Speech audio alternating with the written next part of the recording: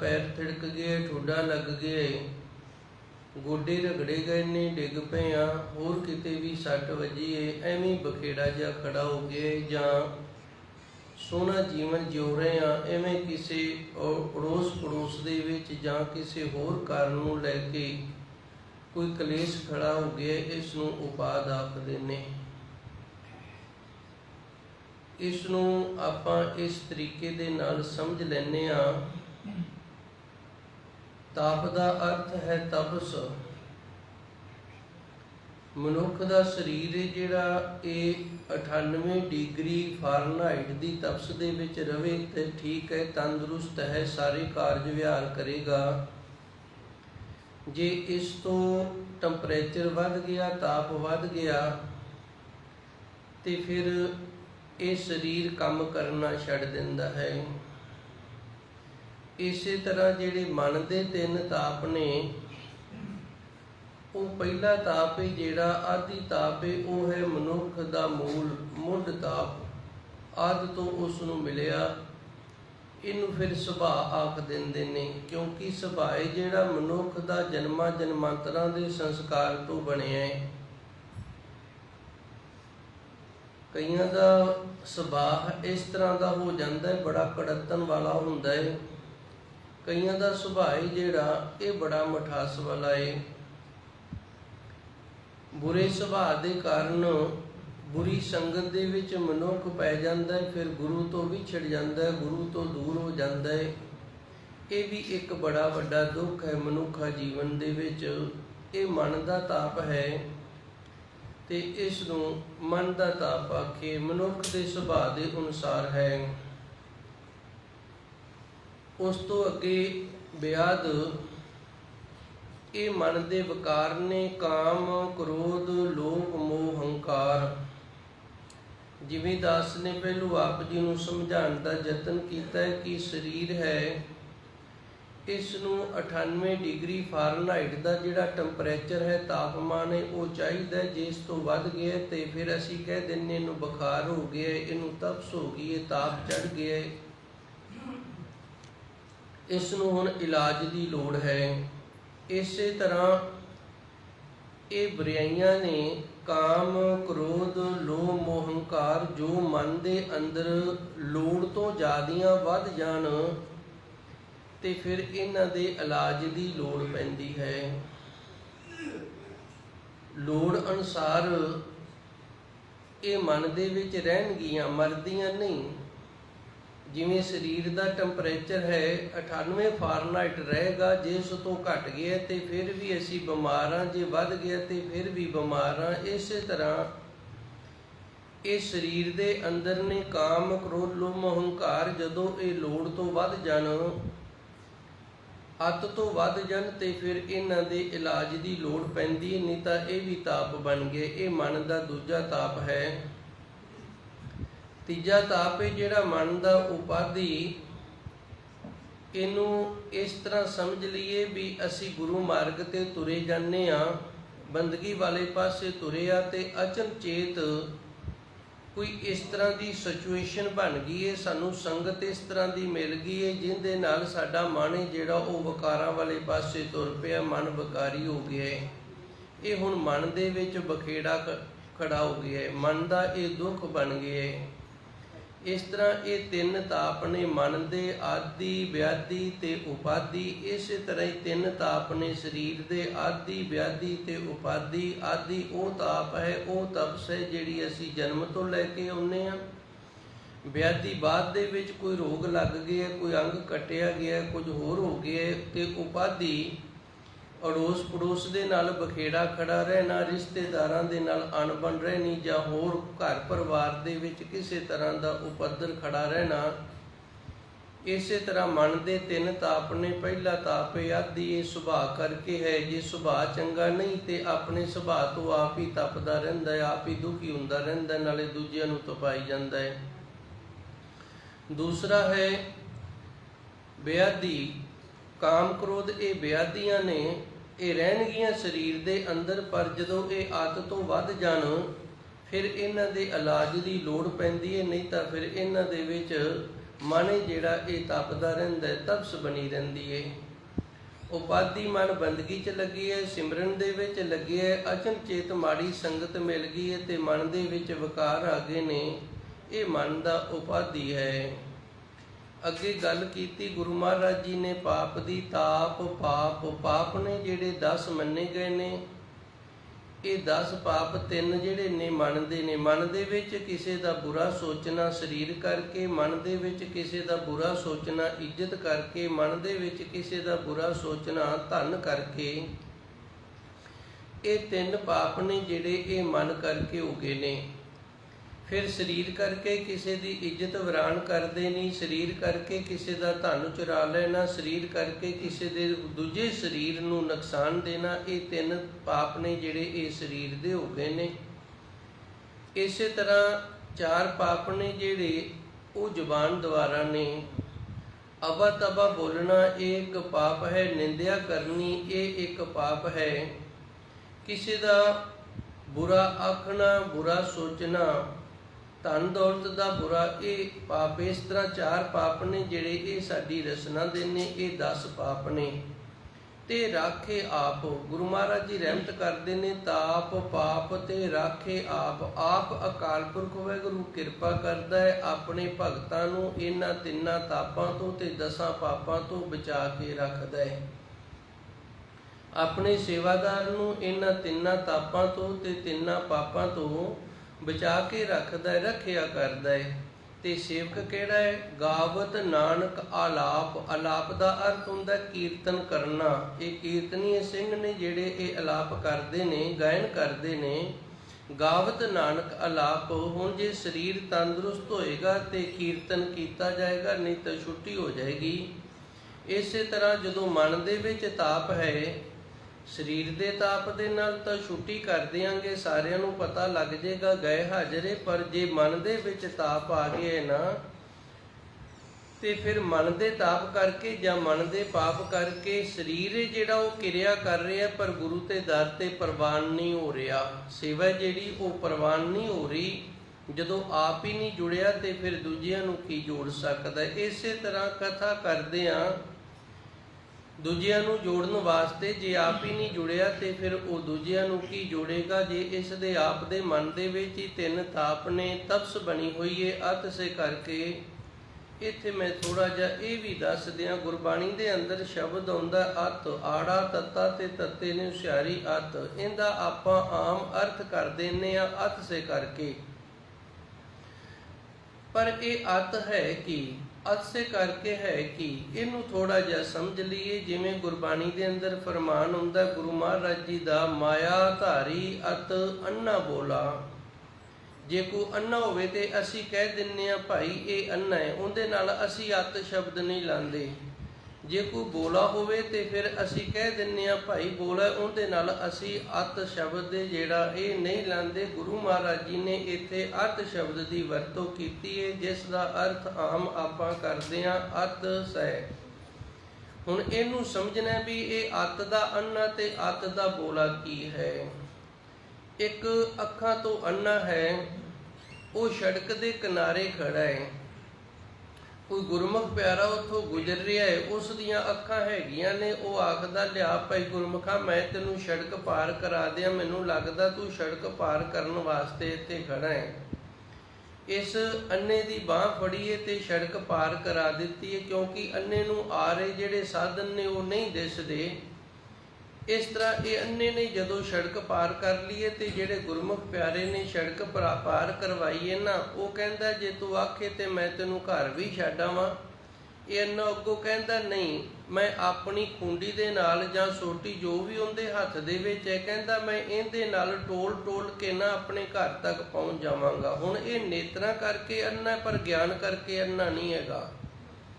ਜਿਹੜਾ ਨੇਤਰਾ ਕਰਕੇ ਅੰਨਾ, ਗਿਆਨ ਕਰਕੇ ਅੰਨਾ ਨਹੀਂ ਹੈਗਾ, ਉਹਦੇ ਨਾਲ ਅਤ ਸ਼ਬਦ ਨਹੀਂ ਲੱਗਦਾ। ਤੇ ਜਿਹੜਾ ਗਿਆਨ ਕਰਕੇ ਅੰਨਾ ਹੋਵੇ ਨਾ, ਉਹਦੇ ਨਾਲ ਅਤ ਸ਼ਬਦ ਲੱਗਦਾ ਜੇ। ਮਾਇਆ ਧਾਰੀ ਅਤ ਅੰਨਾ ਬੋਲਾ। ਜਿਹੜਾ ਮਾਇਆ ਧਾਰੀ ਹੈ, ਮਾਇਆ ਧਾਰੀ ਉਹਨੂੰ ਕਹਿੰਦੇ ਨੇ। ਜਿਵੇਂ ਹੁਣ ਵੇਖੋ ਅੰਮ੍ਰਿਤ ਧਾਰੀ, ਜਿਹਨੇ ਅੰਮ੍ਰਿਤ ਨੂੰ ਧਾਰਨ ਕੀਤਾ ਹੈ, ਜਿਹਨੇ ਗੁਰੂ ਦੇ ਅੰਮ੍ਰਿਤ ਨੂੰ ਛਕਿਆ, ਗੁਰਬਾਣੀ ਦੇ ਨਾਲ ਜੁੜਿਆ ਹੈ, ਇਸੇ ਤਰ੍ਹਾਂ ਜਿਸ ਨੇ ਕੇਵਲ ਤੇ ਕੇਵਲ ਮਾਇਆ ਨੂੰ ਹੀ ਧਾਰਨ ਕੀਤਾ ਹੈ ਉਸ ਨੂੰ ਮਾਇਆਧਾਰੀ ਆਖਿਆ ਗਿਆ। ਤੇ ਗੁਰੂ ਮਹਾਰਾਜ ਜੀ ਰਹਿਮਤ ਕਰਦੇ ਨੇ, ਮਾਇਆਧਾਰੀ ਜਿਹੜਾ ਅਤ ਅੰਨਾ ਬੋਲਾ, ਇਹ ਅਤ ਕਰਕੇ ਭਾਵ ਗਿਆਨ ਕਰਕੇ ਅੰਨਾ ਤੇ ਬੋਲਾ ਹੈ, ਅੱਖਾਂ ਕਰਕੇ ਅੰਨਾ ਤੇ ਕੰਨਾਂ ਕਰਕੇ ਬੋਲਾ ਨਹੀਂ ਜੇ।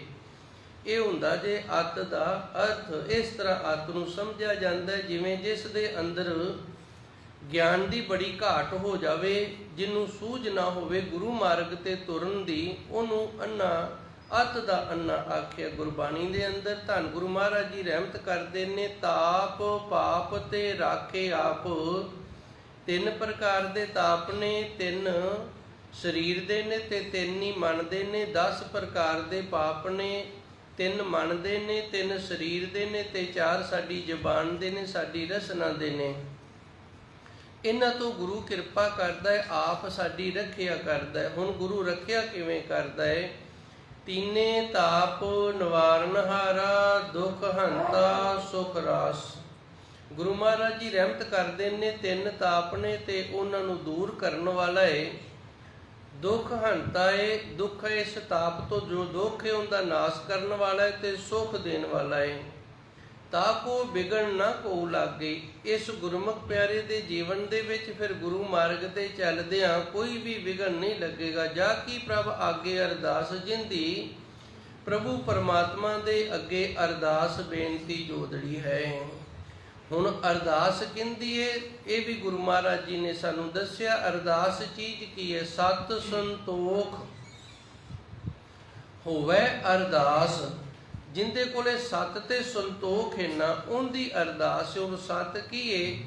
ਜੋ ਉਹ ਪ੍ਰਭੂ ਪਰਮਾਤਮਾ ਕਰ ਰਿਹਾ ਉਹ ਸੱਚ ਹੈ, ਉਹ ਸਾਡੇ ਨਾਲ ਜੋ ਹੋ ਰਿਹਾ ਉਹ ਸੱਤ ਹੈ। ਤੇ ਸੰਤੋਖ ਜਿਤਨਾ ਉਸਨੇ ਦਿੱਤਾ ਹੈ ਉਹਨੇ ਦੇ ਵਿੱਚ ਸੰਤੋਖ ਰੱਖਣਾ, ਸਬਰ ਰੱਖਣਾ, ਇਹਨੂੰ ਸੰਤੋਖ ਆਖਿਆ। ਸਤ ਸੰਤੋਖ ਹੋਏ ਅਰਦਾਸ, ਸੱਦ ਬਹਾਲੇ ਪਾਸ। ਫਿਰ ਆਪਣੇ ਕੋਲ ਉਹ ਸੱਦ ਕੇ ਬਿਠਾ ਲੈਂਦਾ, ਕਹਿੰਦਾ ਆ ਜਾ ਗੁਰਮੁਖਾ ਹੁਣ ਤੂੰ ਮੇਰੇ ਕੋਲ ਹੈ। ਇਹ ਅਰਦਾਸ ਦਾ ਅਰਥ। ਸਤ ਸੰਤੋਖ ਹੋਏ ਅਰਦਾਸ। ਜਿਹੜੇ ਗੁਰਮੁਖ ਪਿਆਰੇ ਦੇ ਅੰਦਰ ਸਤ ਹੈ, ਭਾਵ ਜੋ ਪ੍ਰਭੂ ਕਰ ਰਿਹਾ ਉਹ ਸਤ ਕਰ ਰਿਹਾ, ਉਹਦੇ ਭਾਣੇ ਦੇ ਵਿੱਚ ਰਹਿਣਾ, ਹੁਕਮ ਦੇ ਵਿੱਚ ਰਹਿਣਾ। ਤੇ ਸੰਤੋਖ ਜੋ ਉਹਨੇ ਦਿੱਤਾ ਹੈ ਉਹਦੇ ਵਿੱਚ ਸਬਰ ਸੰਤੋਖ ਰੱਖਣਾ ਹੋਏ। ਜੇ ਇਸ ਤਰ੍ਹਾਂ ਦਾ ਹੋਏਗਾ ਤੇ ਅਰਦਾਸ ਬਸ ਇਹੀ ਅਰਦਾਸ ਹੈ ਗੁਰਸਿੱਖ ਦੀ। ਤੇ ਗੁਰਸਿੱਖ ਦੀ ਇਸ ਤਰ੍ਹਾਂ ਕੀਤੀ ਹੋਈ, ਇਸ ਤਰ੍ਹਾਂ ਦੇ ਗੁਰਸਿੱਖ ਦੀ ਕੀਤੀ ਹੋਈ ਅਰਦਾਸ ਨੂੰ ਗੁਰੂ ਮਹਾਰਾਜ ਜੀ ਫਿਰ ਪ੍ਰਵਾਨ ਕਰਦੇ ਨੇ। ਤਾਂ ਸੱਦ ਬਹਾਲੇ ਪਾਸ, ਤੇ ਫਿਰ ਆਵਾਜ਼ ਮਾਰ ਲੈਂਦਾ ਆ ਜਾ ਭਾਈ ਹੁਣ ਤੂੰ ਮੇਰੇ ਕੋਲ ਬੈਠ ਜਾ। ਗੁਰੂ ਮਹਾਰਾਜ ਜੀ ਰਹਿਮਤ ਕਰਦੇ ਨੇ, ਦੇ ਰਾਖੇ ਆਪ। ਫਿਰ ਇਸ ਤਰ੍ਹਾਂ ਆਪ ਗੁਰੂ ਮਹਾਰਾਜ ਜੀ ਕਿਰਪਾ ਕਰਦੇ ਨੇ, ਗੁਰ ਸਿੱਖਾਂ ਦੀ ਰੱਖਿਆ ਕਰਦੇ ਨੇ। ਧੰਨ ਗੁਰੂ ਮਹਾਰਾਜ ਜੀ ਸੱਚੇ ਸਤਿਗੁਰ ਦਾ 1223 ਅੰਗ ਤੇ ਫਰਮਾਨ ਆਉਂਦਾ ਹੈ, ਬਰਾਜਤ ਰਾਮ ਕੋ ਪ੍ਰਤਾਪ। ਬਰਾਜਤ ਰਾਮ ਕੋ ਪ੍ਰਤਾਪ, ਆਦ ਬਿਆਦ ਉਪਾਦ ਸਭ ਨਾਸੀ, ਬਿਨਸੇ ਤੀਨੇ ਤਾਪ। ਇੱਥੇ ਵੀ ਗੁਰੂ ਮਹਾਰਾਜ ਜੀ ਸੱਚੇ ਸਤਿਗੁਰ ਨੇ ਕਿਰਪਾ ਕੀਤੀ। ਬਰਾਜਤ ਰਾਮ ਕੋ ਪ੍ਰਤਾਪ। ਬਰਾਜਤ ਦਾ ਅਰਥ ਹੁੰਦਾ ਹੈ ਬਿਰਾਜਮਾਨ ਹੋਣਾ। ਜਿਵੇਂ ਸਾਡੇ ਘਰੇ ਕੋਈ ਆਏ ਤੇ ਆਪਾਂ ਕਹਿ ਦਿੰਦੇ ਹਾਂ ਮੰਜੇ ਵੱਲ ਇਸ਼ਾਰਾ ਕਰਕੇ, ਜੀ ਤੁਸੀਂ ਇੱਥੇ ਬਿਰਾਜਨਾ ਕਰੋ। ਬਿਰਾਜਨ ਦਾ ਅਰਥ ਹੁੰਦਾ ਬੈਠਣਾ। ਬਰਾਜਤ ਰਾਮ ਕੋ ਪ੍ਰਤਾਪ। ਜਿਨ੍ਹਾਂ ਗੁਰਮੁਖ ਪਿਆਰਿਆਂ ਦੇ ਹਿਰਦੇ ਦੇ ਅੰਦਰ ਪ੍ਰਭੂ ਪਰਮਾਤਮਾ ਦਾ ਨਾਮ ਹੈ ਜਿਹੜਾ ਉਹ ਬਿਰਾਜਿਆ ਹੋਇਆ, ਬੈਠਾ ਹੋਇਆ ਹੈ। ਆਦ ਬਿਆਦ ਉਪਾਦ, ਇਹ 3 ਬਿਮਾਰੀਆਂ ਨੇ, 3 ਤਾਪ ਨੇ।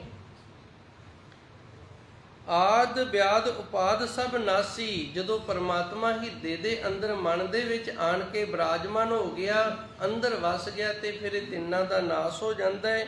ਬਿਨਸੇ ਤੀਨੇ ਤਾਪ। ਤੇ ਇਸ ਤਰ੍ਹਾਂ ਤਿੰਨਾਂ ਤਾਪਾਂ ਦਾ ਭਾਈ ਨਾਸ ਹੋ ਜਾਂਦਾ ਹੈ। ਇਸ ਤਰ੍ਹਾਂ ਗੁਰੂ ਕਿਰਪਾ ਕਰਦਾ ਹੈ, ਰਾਖੇ ਆਪ, ਆਪਣੇ ਸੇਵਕ ਦੀ ਆਪ ਰੱਖਿਆ ਕਰਦਾ ਹੈ ਜੀ। ਸੀਤਲ ਭਏ ਗੁਰ ਚਰਨੀ ਲਾਗੇ, ਰਾਮ ਨਾਮ ਹਿਰਦੇ ਮੈਂ ਜਾਪ। ਸੀਤਲ ਦਾ ਅਰਥ ਹੁੰਦਾ ਮਨ ਦੇ ਵਿੱਚ ਸ਼ਾਂਤੀ ਆ ਜਾਣੀ, ਮਨ ਦੇ ਵਿੱਚ ਸਬਰ ਸੰਤੋਖ ਬਣ ਜਾਣਾ। ਭੈ ਗੁਰ ਚਰਨੀ ਲਾਗੇ, ਜਦੋਂ ਗੁਰੂ ਦੇ ਚਰਨਾਂ ਦੇ ਨਾਲ ਜੁੜ ਗਏ, ਫਿਰ ਗੁਰੂ ਨੇ ਕਿਰਪਾ ਕੀਤੀ ਹੈ, ਅੰਦਰ ਸ਼ਾਂਤੀ ਬਣ ਗਈ ਹੈ, ਤਾਪ ਨੇ ਜਿਹੜੇ ਦੂਰ ਹੋ ਗਏ ਨੇ, ਬੁਖਾਰ ਜਿਹੜਾ ਮਨ ਦਾ ਇਹ ਰਹਿ ਗਿਆ। ਰਾਮ ਨਾਮ ਹਿਰਦੇ ਮੈਂ ਜਾਪ। ਤੇ ਇਹ ਉਤਰਿਆ ਕਿਵੇਂ? ਹਰੀ ਅਕਾਲ ਪੁਰਖ ਵਾਹਿਗੁਰੂ ਦਾ ਨਾਮ ਹੈ ਜੋ ਹਿਰਦੇ ਦੇ ਅੰਦਰ ਜਪਣਾ ਕੀਤਾ ਹੈ ਜੀ। ਰਹਾਉ ਕਰ ਕਿਰਪਾ ਹਸਤ ਪ੍ਰਭ ਦੀਨੇ, ਜਗਤ ਉਧਾਰ ਨਵ ਖੰਡ ਪ੍ਰਤਾਪ। ਧੰਨ ਗੁਰੂ ਮਹਾਰਾਜ ਜੀ ਰਹਿਮਤ ਕਰਦੇ ਨੇ, ਵਿਸ਼ਰਾਮ ਲਾ ਕੇ ਕਿਰਪਾ ਕੀਤੀ ਹੈ। ਸੱਚੇ ਸਤਿਗੁਰ ਨੇ ਆਪਣਾ ਹੱਥ ਦੇ ਕੇ ਆਪ ਰੱਖ ਲਿਆ। ਕਰ ਕਿਰਪਾ ਹਸਤ ਪ੍ਰਭ ਦੀਨੇ, ਵਾਹਿਗੁਰੂ ਨੇ ਕਿਰਪਾ ਕੀਤੀ ਹੈ, ਆਪਣੀ ਕਿਰਪਾ ਕਰਕੇ ਆਪਣਾ ਹੱਥ ਦੇ ਕੇ ਸਾਨੂੰ ਰੱਖ ਲਿਆ। ਜਗਤ ਉਧਾਰ ਨਵ ਖੰਡ ਪ੍ਰਤਾਪ। ਗੁਰੂ ਮਹਾਰਾਜ ਜੀ ਦਾ ਜੋ ਤੇਜ ਤਪ ਇੰਨਾ, ਇਹ ਨਵਾਂ ਖੰਡਾਂ ਦੇ ਵਿੱਚ ਧਰਤੀ ਦੇ ਜੋ 9 ਹਿੱਸੇ ਮੰਨੇ ਗਏ ਨੇ, 9 ਖੰਡ ਮੰਨੇ ਗਏ ਨੇ। ਜਗਤ ਉਦਾਹਰਨ, ਪ੍ਰਭੂ ਪਰਮਾਤਮਾ ਸਾਰੇ ਜਗਤ ਨੂੰ ਉਧਾਰਨ ਵਾਲਾ ਹੈ, ਸਾਰੇ ਜਗਤ ਦਾ ਭਲਾ ਕਰਨ ਵਾਲਾ ਹੈ। ਨਵ ਖੰਡ ਪ੍ਰਤਾਪ, ਤੇ 9 ਖੰਡਾਂ ਦੇ ਵਿੱਚ ਉਸ ਵਾਹਿਗੁਰੂ ਦਾ ਪ੍ਰਤਾਪ ਹੈ। ਕਰ ਕਿਰਪਾ ਹਸਤ ਪ੍ਰਭ ਦੀਨੇ, ਵਾਹਿਗੁਰੂ ਨੇ ਆਪ ਕਿਰਪਾ ਕਰਕੇ ਆਪਣੇ ਹੱਥ ਦੇ ਕੇ ਰੱਖਣਾ ਕੀਤਾ ਹੈ ਜੀ। ਦੁਖ ਬਿਨ ਸੇ ਸੁਖ ਆਨੰਦ ਪਰਵੇਸਾ, ਤ੍ਰਿਸ਼ਨ ਬੁਝੀ ਮਨ ਤਨ ਸਜ ਤਰਾਪ। ਦੁੱਖ ਬਿਨ ਸੇ ਦੁੱਖਾਂ ਦਾ ਨਾਸ ਹੋ ਗਿਆ, ਸੁਖ ਆਨੰਦ ਪਰਵੇਸਾ, ਹਿਰਦੇ ਦੇ ਅੰਦਰ ਹੁਣ ਸੁਖ ਤੇ ਆਨੰਦ ਨੇ ਆਣ ਕੇ ਪ੍ਰਵੇਸ਼ ਕਰ ਲਿਆ। ਤ੍ਰਿਸ਼ਨ ਬੁਝੀ, ਇਹ ਹੁਣ ਤ੍ਰਿਸ਼ਨਾ ਬੁਝ ਗਈ। ਮਨ ਤਨ ਸੱਚ ਤਰਾਪ, ਮਨ ਦਾ ਵੀ ਤਾਪ ਲੈ ਗਿਆ ਤੇ ਤਨ ਦਾ ਵੀ ਜਿਹੜਾ ਤਾਪ ਇਹ ਵੀ ਲੈ ਗਿਆ। ਮਨ ਦੇ ਜਿਹੜੇ ਪਾਪ ਨੇ ਇਹ ਵੀ ਦੂਰ ਹੋ ਗਏ ਨੇ, ਤੇ ਤਨ ਦੇ ਜਿਹੜੇ ਪਾਪ ਨੇ ਇਹ ਵੀ ਹੋ ਗਏ ਨੇ। ਸੱਚ ਤਰਾਪ, ਤੇ ਸੱਚ ਦੇ ਵਿੱਚ ਰਜੇਵਾ ਆ ਗਿਆ। ਤਰਾਪ ਦਾ ਅਰਥ ਹੁੰਦਾ ਰਜੇਵਾ ਹੋਣਾ। ਇੱਕ ਵਾਰੀ ਮੈਂ ਫਿਰ ਥੋੜੀ ਜੀ ਮਿਹਨਤ ਕਰਾਂਗਾ ਤਾਂ ਕਿ ਆਪ ਜੀ ਨੂੰ ਗੱਲ ਦੀ ਸਮਝ ਆ ਜਾਵੇ। ਸਰੀਰ ਜਿਹੜਾ, ਇਹਦੀਆਂ ਕੁਝ ਲੋੜਾਂ ਨੇ, ਤੇ ਉਸ ਪ੍ਰਭੂ ਪਰਮਾਤਮਾ ਨੇ ਉਹ ਲੋੜਾਂ ਜਿਹੜੀਆਂ ਨੇ ਉਹ ਕੁਦਰਤੀ ਤੌਰ ਤੇ ਪੂਰੀਆਂ ਕੀਤੀਆਂ ਹੋਈਆਂ ਨੇ, ਤੇ ਉਹਨਾਂ ਲੋੜਾਂ ਦੀ ਪੂਰਤੀ ਹੁੰਦੀ ਰਵੇ। ਇਸ ਤਰ੍ਹਾਂ ਦੀਆਂ ਕੁਝ ਕਿਰਿਆਵਾਂ ਨੇ ਜਿਹੜੀਆਂ ਉਹ ਵਾਹਿਗੁਰੂ ਪਰਮਾਤਮਾ ਆਪ ਕਰਦਾ ਹੈ। ਪਰ ਅਚਨਚੇਤ ਕਿਸੇ ਕਾਰਨ ਜਦੋਂ ਕੁਦਰਤ ਦੇ ਨਿਯਮ ਦੇ ਉਲਟ ਹੋ ਜਾਂਦਾ ਤੇ ਫਿਰ ਮਨੁੱਖ ਨੂੰ ਬੜੀ ਤਕਲੀਫ ਹੁੰਦੀ ਹੈ। ਜਿਵੇਂ ਜ਼ਿਆਦਾ ਗਰਮੀ ਹੋ ਜਾਵੇ, ਸਰੀਰ ਦੇ ਅੰਦਰ 104 ਫਾਰਨਹਾਈਟ ਤੱਕ ਚਲਾ ਜਾਵੇ ਤੇ ਫਿਰ ਉਹਨੂੰ ਆਪਣੀ ਸੋਝੀ ਵੀ ਨਹੀਂ ਰਹਿੰਦੀ। ਅਸੀਂ ਕਹਿ ਦਿੰਦੇ ਹਾਂ ਇਹਦੇ ਸਿਰ ਨੂੰ ਬੁਖਾਰ ਚੜ੍ਹ ਗਿਆ, ਇਹਦੇ ਸਿਰ ਨੂੰ ਤਾਪ ਚੜ੍ਹ ਗਿਆ। ਤਾਪ ਦਾ ਅਰਥ ਬੁਖਾਰ ਹੈ, ਤਪ ਸੇ ਤਪਨਾ ਹੈ। ਇਸੇ ਤਰ੍ਹਾਂ ਇਹ ਤਾਂ ਸਰੀਰ ਦੀ ਕਿਰਿਆ ਹੈ। ਤੇ ਮਨ ਜਿਹੜਾ, ਮਨ ਦੇ ਅੰਦਰ ਵੀ ਤਾਪ ਹੈ। ਮਨ ਦੇ ਅੰਦਰ ਜਿਹੜਾ ਤਾਪ ਹੈ ਨਾ, ਇਹ ਵੀ ਤਿੰਨੇ ਨੇ, ਆਦਿ ਵਿਆਧੀ ਤੇ ਉਪਾਧੀ। ਇਹ ਵੀ ਜਦੋਂ ਲੋੜ ਤੋਂ ਜ਼ਿਆਦਾ ਵੱਧ ਜਾਂਦੇ ਨੇ, ਲੋੜ ਤੋਂ ਜ਼ਿਆਦਾ ਹੋ ਜਾਂਦੇ ਨੇ, ਤੇ ਫਿਰ ਇਹਨਾਂ ਦੇ ਵੀ ਇਲਾਜ ਦੀ ਲੋੜ ਪੈਂਦੀ ਏ। ਸੁਭਾਅ ਜਿਹੜਾ ਹੈ ਇਹ ਲੋੜ ਤੋਂ ਜ਼ਿਆਦਾ ਗਲਤ ਹੋਵੇ ਤੇ ਇਹਨੂੰ ਵੀ ਫਿਰ ਸੁਧਾਰਨਾ ਪੈਂਦਾ ਹੈ। ਕਾਮ, ਕ੍ਰੋਧ, ਲੋਭ, ਮੋਹ, ਹੰਕਾਰ ਸਾਡੇ ਸਰੀਰ ਦੇ ਇਹ ਕੁਝ ਇਸ ਤਰ੍ਹਾਂ ਦੇ ਸੁਭਾਅ ਨੇ। ਇਹ ਰਹਿਣਗੇ ਸਰੀਰ ਦੇ ਅੰਦਰ, ਪਰ ਜਦੋਂ ਅੱਤ ਤੋਂ ਜ਼ਿਆਦਾ ਵੱਧ ਜਾਂਦੇ ਨੇ, ਹੱਦ ਤੋਂ ਜ਼ਿਆਦਾ ਇਹ ਜਦੋਂ ਸਰੀਰ ਦੇ ਅੰਦਰ ਹੋ ਜਾਂਦੇ ਨੇ, ਤੇ ਫਿਰ ਇਹ ਵੀ ਗੁਨਾਹ ਬਣ ਜਾਂਦੇ ਨੇ, ਇਹ ਵੀ ਬੁਰਾਈਆਂ ਬਣ ਜਾਂਦੀਆਂ ਨੇ, ਇਹ ਵੀ ਮਨੁੱਖ ਨੂੰ ਫਿਰ ਤਪਾਉਂਦੇ ਨੇ। ਦੁੱਖ ਬਿਨਸੇ ਸੁਖ ਆਨੰਦ ਪਰਵੇਸਾ, ਜਦੋਂ ਗੁਰੂ ਕਿਰਪਾ ਕਰਦਾ, ਰਹਿਮਤ ਕਰਦਾ ਹੈ, ਅੰਦਰ ਮਨ ਦੇ ਹਿਰਦੇ ਦੇ ਵਿੱਚ ਆਪ ਬਿਰਾਜਮਾਨ ਹੋ ਜਾਂਦਾ। ਕਿਉਂਕਿ ਗੁਰਬਾਣੀ ਦੇ ਅੰਦਰ ਫਰਮਾਨ ਹੈ, ਸਰਬ ਰੋਗ ਕਾ ਔਖਦ ਨਾਮ। ਇੱਥੇ ਜਿਹੜੇ ਰੋਗ ਨੇ ਨਾ ਮਨ ਦੇ ਦੱਸੇ ਗਏ ਨੇ। ਮਨ ਦੇ ਜਿੰਨੇ ਵੀ ਰੋਗ ਨੇ, ਇਹਨਾਂ ਸਾਰਿਆਂ ਦਾ ਇੱਕੋ ਤੇ ਇੱਕ ਇਲਾਜ ਹੈ। ਉਹ ਇਲਾਜ ਜਿਹੜਾ ਪ੍ਰਭੂ ਪਰਮਾਤਮਾ ਦਾ ਨਾਮ ਹੈ। ਇਹਦੇ ਨਾਲ ਇਹ ਅੰਦਰ ਦੇ ਰੋਗ ਨੇ ਜਿਹੜੇ ਦੂਰ ਹੋ ਜਾਣਗੇ। ਤ੍ਰਿਸ਼ਨ ਬੁਝੀ, ਤੇ ਫਿਰ ਅੰਦਰ ਦੀ ਜਿਹੜੀ ਤ੍ਰਿਸ਼ਨ ਹੈ ਇਹ ਵੀ ਬੁਝ ਜਾਏਗੀ। ਮਨ ਤਨ ਸੱਚ ਤਰਾਪ, ਤੇ ਮਨ ਤੇ ਤਨ ਨੇ ਜਿਹੜਾ ਇਹ ਸੱਚੇ ਸਤਿਗੁਰ ਦੇ ਸੱਚ ਨਾਮ ਦੇ ਨਾਲ ਰਜੇਵੇਂ ਚ ਹੋ ਜਾਂਦਾ ਹੈ ਜੀ। ਅਨਾਥ ਕੋ ਨਾਥ ਸਰਨ ਸਮਰੱਥਾ, ਸਗਲ ਸ੍ਰਿਸ਼ਟ ਕੋ ਮਾਈ ਬਾਪ। ਅਨਾਥ ਕਹਿੰਦੇ ਨੇ ਜਿਸ ਦਾ ਕੋਈ ਵੀ ਸਹਾਰਾ ਨਾ ਹੋਵੇ। ਅਨਾਥ ਕੋ ਨਾਥ, ਉਹ ਪ੍ਰਭੂ ਪਰਮਾਤਮਾ ਜਿਸ ਦਾ ਕੋਈ ਵੀ ਸਹਾਰਾ ਨਹੀਂ, ਉਸ ਦਾ ਆਪ ਸਹਾਰਾ ਬਣਦਾ ਹੈ। ਸਰਨ ਸਮਰੱਥਾ, ਇਸ ਦੇ ਉਹ ਸਮਰੱਥ ਹੈ ਕਿ ਜਿਹੜਾ ਉਸ ਦੀ ਸਰਨ ਦੇ ਵਿੱਚ ਆ ਜਾਂਦਾ ਉਹਦੀ ਫਿਰ ਆਪ ਰੱਖਿਆ ਕਰਦਾ ਹੈ।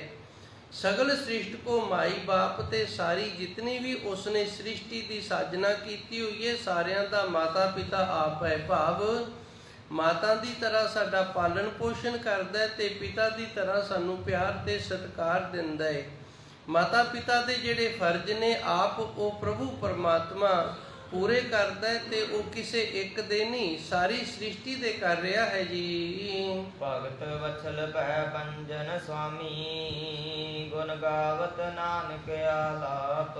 ਅੱਗੇ ਧੰਨ ਗੁਰੂ ਜੀ ਰਹਿਮਤ ਕਰਦੇ ਨੇ, ਭਗਤ ਵਸ਼ਲ। ਭਗਤ ਵਸ਼ਲ ਦਾ ਅਰਥ ਹੁੰਦਾ ਭਗਤਾਂ ਦੀ ਰੱਖਿਆ ਕਰਨ ਵਾਲਾ, ਭਗਤੀ ਕਰਨ ਵਾਲੇ ਨੂੰ ਪਿਆਰ ਕਰਨ ਵਾਲਾ। ਭੈ ਭੰਜਨ, ਭੈ ਦਾ ਨਾਸ ਕਰਨ ਵਾਲਾ। ਸੁਆਮੀ, ਸਾਡਾ ਮਾਲਕ ਅਕਾਲ ਪੁਰਖ ਵਾਹਿਗੁਰੂ, ਜੋ ਆਪਣੇ ਭਗਤਾਂ ਦੀ ਰੱਖਿਆ ਕਰਦਾ ਹੈ ਤੇ ਹਰ ਪ੍ਰਕਾਰ ਦਾ ਜੋ ਭੈ ਹੈ ਉਸ ਦਾ ਨਾਸ ਕਰਦਾ ਹੈ। ਗੁਣ ਗਾਵਤ ਨਾਨਕ ਆਲਾਪ। ਧੰਨ ਗੁਰੂ ਨਾਨਕ ਦੇਵ ਜੀ ਰਹਿਮਤ ਕਰਦੇ ਨੇ, ਅਸੀਂ ਉਹਨਾਂ ਦੇ ਗੁਣਾਂ ਦਾ ਗਾਇਨ ਇਹਨਾਂ ਜਿਹੜਾ ਇਹ ਆਲਾਪ ਦੇ ਰਹਿੰਦੇ ਹਾਂ। ਆਲਾਪ ਦਾ ਅਰਥ ਹੁੰਦਾ ਕੀਰਤਨ ਕਰਨ ਵਾਲੇ ਨੇ ਜਿਹੜੇ ਇਹ ਰਾਗ ਨੂੰ ਆਲਾਪਦੇ ਨੇ। ਜਿਹੜੀ ਬਾਣੀ ਰਾਗ ਦੇ ਵਿੱਚ ਗਾਈ ਜਾਵੇ ਉਹਨੂੰ ਕਹਿੰਦੇ ਨੇ ਆਲਾਪੀ ਗਈ ਹੈ।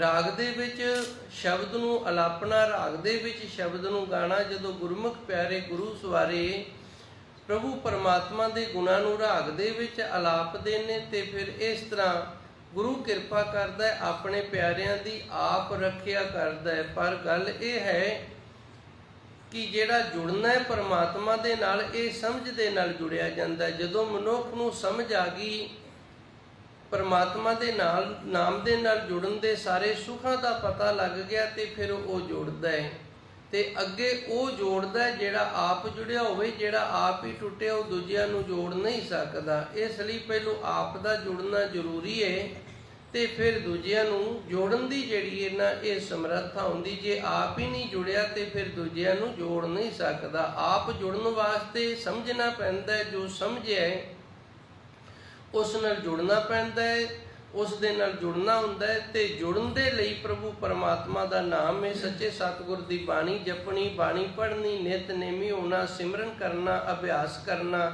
ਫਿਰ ਉਸ ਪਰਮਾਤਮਾ ਦੇ ਨਾਲ ਜੁੜ ਕੇ ਉਸ ਦਾ ਰੂਪ ਹੋਇਆ ਜਾਂਦਾ ਹੈ। ਇਤਨੀ ਕੁ ਸੇਵਾ ਸੰਗਤ ਨੇ ਪ੍ਰਵਾਨ ਕਰਨੀ। ਸੱਚੇ ਸਤਿਗੁਰ ਕਿਰਪਾ ਕਰ, ਰਹਿਮਤ ਕਰਨ। ਧੰਨ ਗੁਰੂ ਮਹਾਰਾਜ ਜੀ ਸੱਚੇ ਸਤਿਗੁਰ ਨੇ ਇਹ ਦੋ ਪਾਵਨ ਸ਼ਬਦ ਨੇ। ਇਹਨਾਂ ਦੇ ਵਿੱਚ ਪਹਿਲਾ ਸ਼ਬਦ ਜਿਹੜਾ ਜਿਸ ਦੀ ਆਪਾਂ ਕੱਲ ਵਿਚਾਰਾਂ ਕੀਤੀਆਂ ਸਨ, ਪੂਰੇ ਗੁਰ ਕੀ ਪੂਰੀ ਸੇਵ। ਪੂਰਾ ਗੁਰੂ ਹੈ ਤੇ ਪੂਰੇ ਗੁਰੂ ਦੀ ਸੇਵਾ ਜਿਹੜੀ ਇਹ ਵੀ ਪੂਰੀ ਹੈ। ਪੂਰਾ ਉਹਨੂੰ ਆਖਿਆ ਜਾਂਦਾ ਜਿਹਦੇ ਵਿੱਚ ਕੋਈ ਵੀ ਅਧੂਰਾਪਨ ਨਾ ਹੋਵੇ। ਜਿਵੇਂ ਇੱਕ ਮਿਸਤਰੀ ਹੈ, ਇਹ ਵੀ ਜਿਹਨੂੰ ਸਿਖਾਉਂਦਾ ਉਸ ਦਾ ਗੁਰੂ ਹੈ, ਪਰ ਇਹ ਪੂਰਾ ਨਹੀਂ ਕਿਉਂਕਿ ਇਸ ਦੇ ਕੋਲ ਇੱਕ ਹੀ ਗੁਣ ਹੈ। ਸਕੂਲ ਦੇ ਵਿੱਚ ਮਾਸਟਰ ਵਿਦਿਆ ਪੜ੍ਹਾਉਂਦਾ ਹੈ, ਇਹਨੂੰ ਵੀ ਬੱਚੇ ਗੁਰੂ ਆਖਦੇ ਨੇ, ਪਰ ਇਹ ਪੂਰਾ ਗੁਰੂ ਨਹੀਂ। ਕਿਉਂ ਨਹੀਂ ਪੂਰਾ ਗੁਰੂ? ਕਿਉਂਕਿ ਇਸ ਦੇ ਕੋਲ ਇੱਕ ਹੀ ਗੁਣ ਹੈ। ਜਿਹਦੇ ਕੋਲ ਇੱਕ ਗੁਣ ਹੈ ਉਹਨੂੰ ਪੂਰਾ ਗੁਰੂ ਨਹੀਂ ਆਖਿਆ ਜਾਂਦਾ। ਪੂਰਾ ਗੁਰੂ ਉਹਨੂੰ ਆਖਿਆ ਜਾਂਦਾ ਜਿਹਦੇ ਤੋਂ ਸਾਨੂੰ ਸਾਰੇ ਗੁਣ ਨੇ ਜਿਹੜੇ ਉਹ ਪ੍ਰਾਪਤ ਹੋ ਜਾਣ। ਜਿੰਦੀ ਸ਼ਰਨ ਦੇ ਵਿੱਚ ਆਇਆ ਸਾਨੂੰ ਕਿਸੇ ਹੋਰ ਦੇ ਕੋਲ ਜਾਣ ਦੀ ਲੋੜ ਨਾ ਪਵੇ, ਉਹਨੂੰ ਪੂਰਾ ਗੁਰੂ ਆਖਿਆ ਜਾਂਦਾ ਹੈ। ਧੰਨ ਗੁਰੂ ਗ੍ਰੰਥ ਸਾਹਿਬ ਮਹਾਰਾਜ ਜੀ ਸੱਚੇ ਸਤਿਗੁਰ ਪੂਰੇ ਗੁਰੂ ਨੇ। ਇਹਨਾਂ ਦੀ ਸ਼ਰਨ ਦੇ ਵਿੱਚ ਆਇਆ ਸਾਨੂੰ ਹਰ ਪ੍ਰਕਾਰ ਦਾ ਗਿਆਨ ਹੈ ਜਿਹੜਾ ਉਹ ਮਿਲਦਾ ਹੈ। ਇਸ ਕਰਕੇ ਗੁਰੂ ਗ੍ਰੰਥ ਸਾਹਿਬ ਜੀ ਨੂੰ ਪੂਰੇ ਗੁਰੂ ਆਖਿਆ। ਮੁਸਲਮਾਨ ਆ ਜੇ ਉਹਨੂੰ ਵੀ ਇੱਥੇ ਦੱਸਿਆ ਗਿਆ ਹੈ ਵੀ ਤੇਰਾ ਜੀਵਨ ਇਸ ਤਰ੍ਹਾਂ ਜਿਉਣਾ ਹੈ। ਜੇ ਕੋਈ ਯੋਗੀ ਆਇਆ ਹੈ ਤੇ ਗੁਰੂ ਮਹਾਰਾਜ ਜੀ ਨੇ ਉਹਨੂੰ ਵੀ ਦੱਸਿਆ ਵੀ ਯੋਗ ਸਾਧਨਾ ਜਿਹੜੀ ਇਸ ਤਰ੍ਹਾਂ ਕੀਤੀ ਜਾਣੀ ਚਾਹੀਦੀ ਹੈ।